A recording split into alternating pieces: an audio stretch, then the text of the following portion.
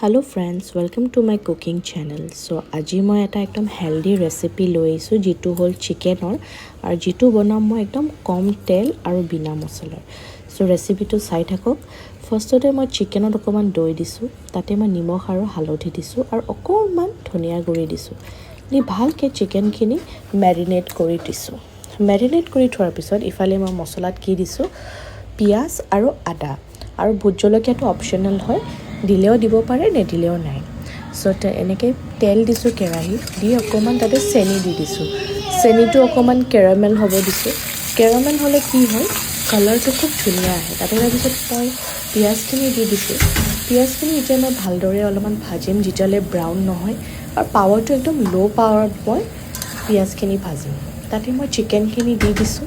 দিয়াৰ পিছত চিকেনখিনিও মই ল' পাৱাৰত থৈ দিম। এনেদৰে চিকেনটোৱে তাৰ পানী এৰি দিব। মিনিমাম 20 মিনিটছ পিছত এই চিকেনখিনি এনেদৰে ড্ৰাই হৈ যাব আৰু এয়া মোৰ দহি চিকেনে কয়, কোৰমা চিকেনে কয়, ৰেডি। Thank U.